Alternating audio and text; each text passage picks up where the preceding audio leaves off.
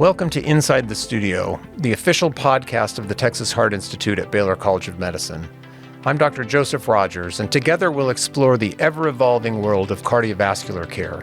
In each episode, we bring you conversations with the people shaping the future of heart and vascular health, cardiologists on the front lines of patient care, surgeons performing groundbreaking procedures, and scientists leading discoveries that will change medicine for generations. We'll also highlight perspectives from international leaders and community voices who share our commitment to preventing, diagnosing, and treating heart disease. Whether you're a physician, a researcher, a patient, or simply curious about the latest in heart health, this podcast is your inside look at innovation, education, and care at the highest level. So let's step inside the studio.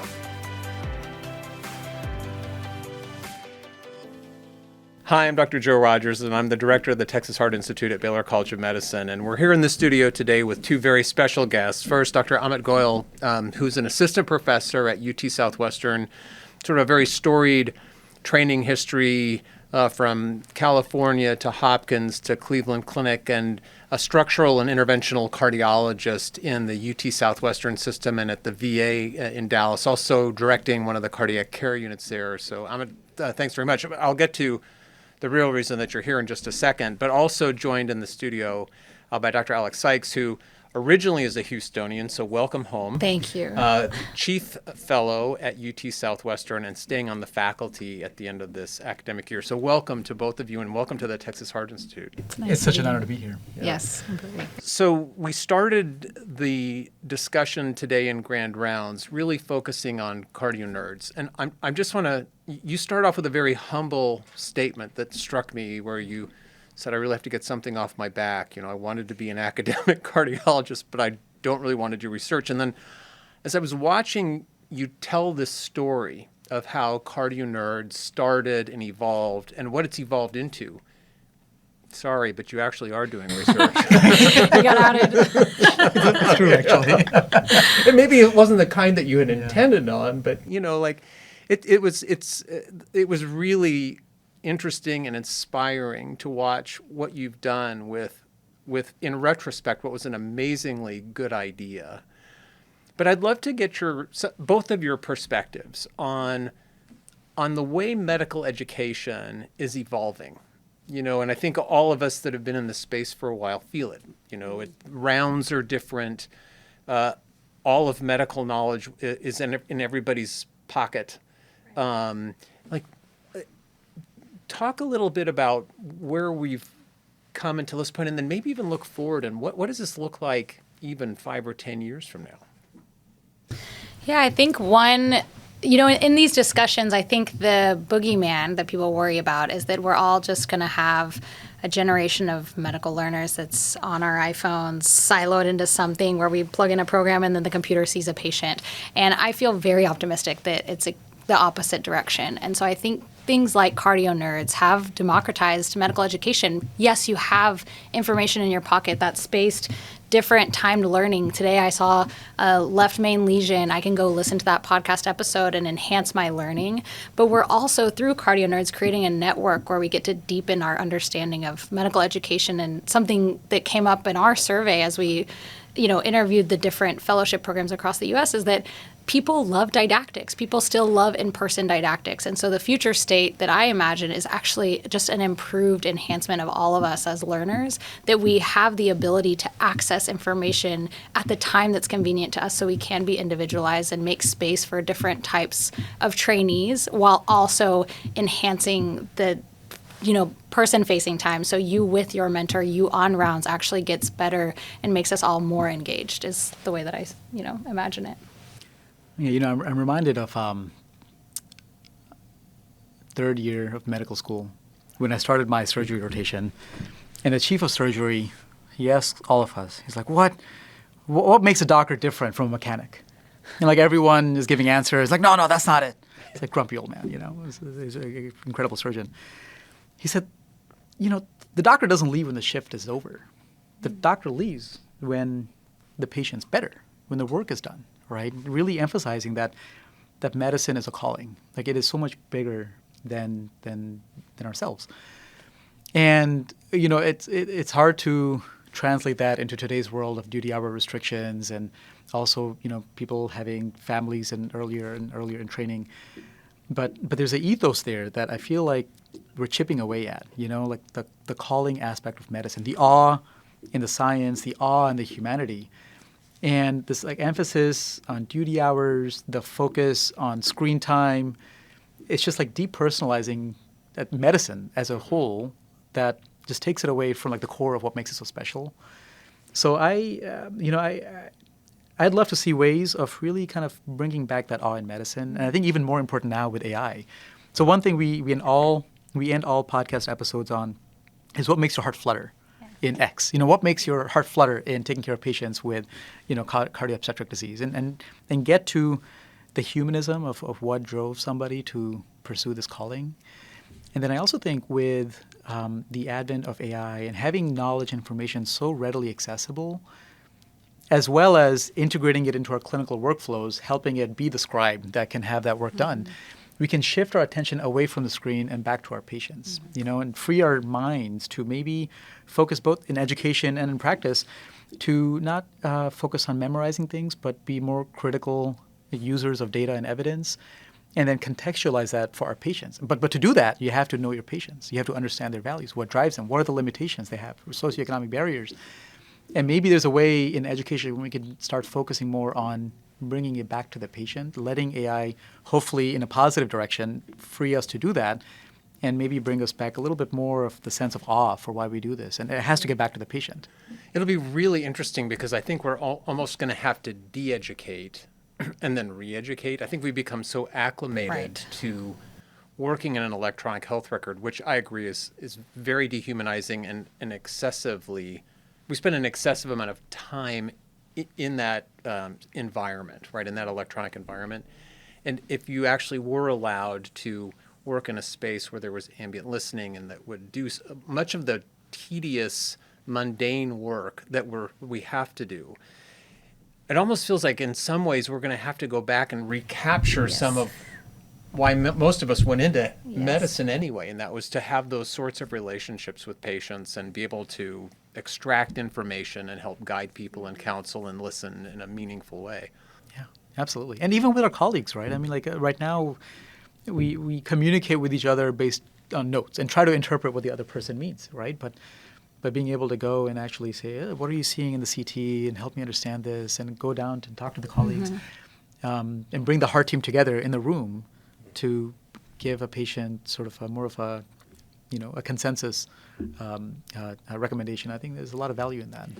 I think it's very interesting that you were an early adopter of podcasting, but you've certainly been incredibly successful. And I think capturing this movement toward a discussion about a condition.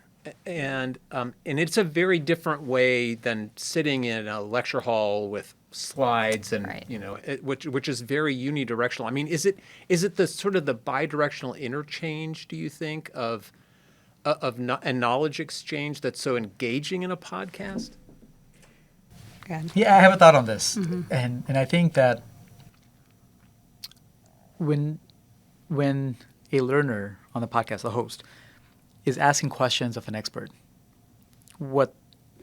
and somebody's listening to that conversation, they relate to the person asking questions, right? There's like a role modeling there. So you relate to, this is a question being asked, a question that I would ask, and it triggers you to listen to it, right? It almost like prompts attention in a way that is very relatable.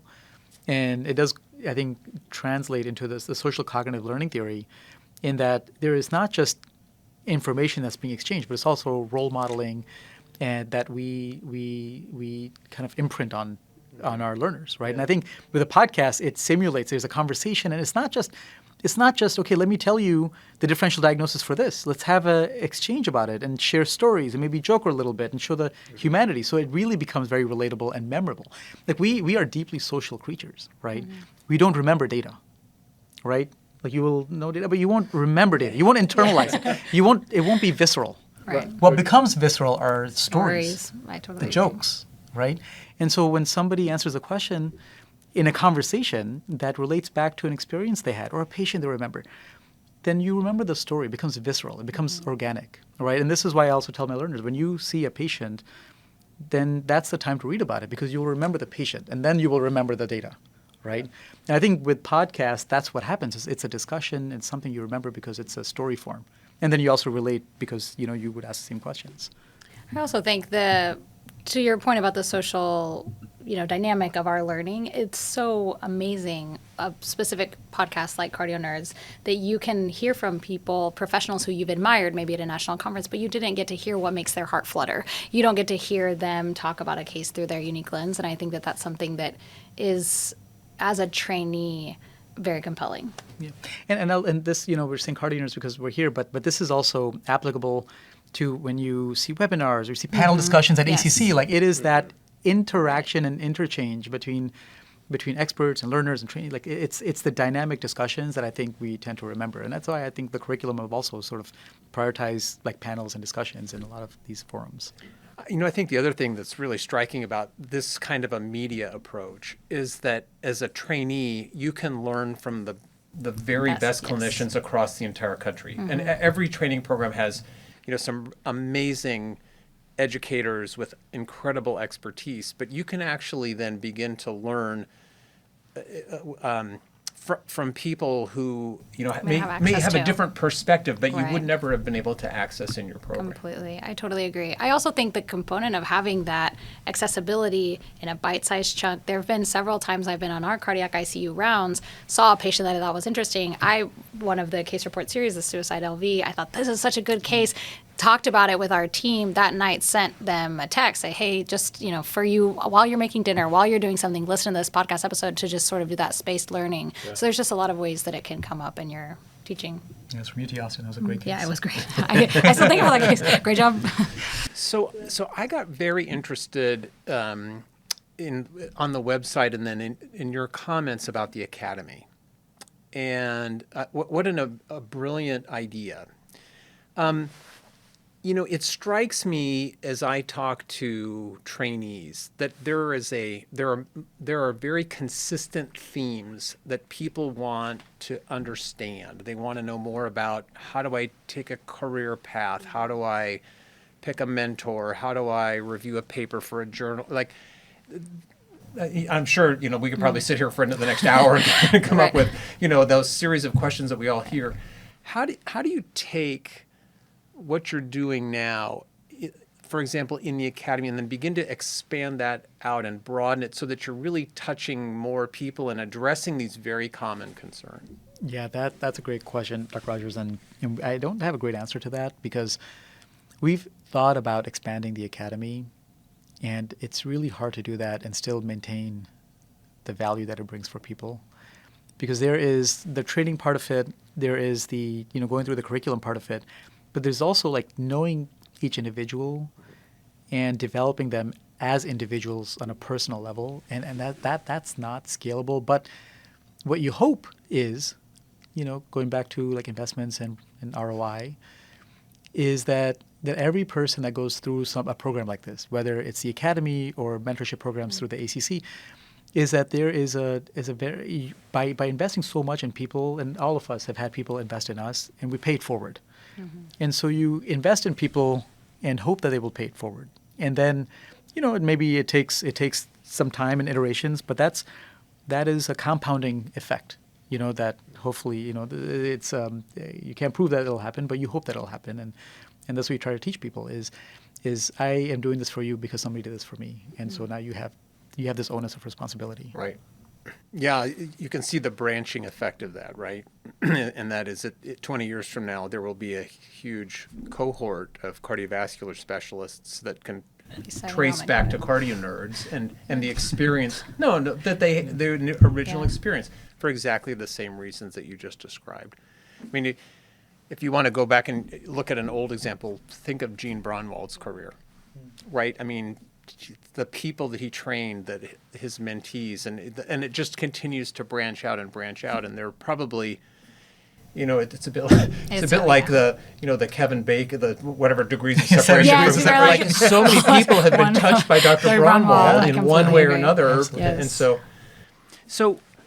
The other thing that strikes me is that you developed an incredible platform to potentially teach patients about their disease. Like, what are you guys thinking about doing something patient-facing? Yeah, that's another great question. We've had a lot of people come through to do something patient-facing, and we haven't leaned into that as much. What we have done, there's like physicians teaching patients, but there are also patients teaching physicians, and so we've had several really meaningful discourses where we had patients and or their families talk about the trials and tribulations of being a patient. But what the advice we got from Dr. Sanjay Desai early on, he was my program director in residency, and early on he also had an MBA, so it was a business mindset.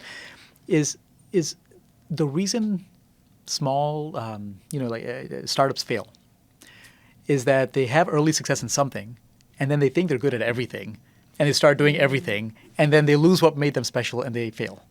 So make sure that you have a mission that guides you, and then you stick to it. You'll have a lot of people trying to collaborate, a lot of opportunities, but then at least your mission can be your North Star. So we said, okay, fine, let's really crystallize what that mission is, and it's to democratize cardiovascular education, and really for the people taking care of patients. And so we said, this is what we're going to focus on. This is what's going to be our North Star. And so how do we do that? So that's, for better or worse, that's been our guiding principle. I think that's probably a very sound approach to this. Honestly, I think that we all probably have a lane. And, the things that you're doing are remarkably impactful, successsul. I was very impressed with the work that you described about the clinical trial network that you have developed, and the life-changing experience that is for fellows in training to begin to understand what it's like to be a site investigator and to provide that kind of experience. And so maybe we leave the patient-facing stuff to some other nerd community. One of your branches. One of your downstream branches. That's true. Maybe one of the branches will do that. Yes. Listen, I know time's drawing to a close, and I wanted to thank again both of you for coming to join us here in Houston and at THI and Baylor, and wish you all the best success in your new faculty role. And I look forward to staying in touch with both of you as we continue to collaborate and think about ways to educate people. Thank you, Dr. Rogers. Thank you so much for having us. Thanks.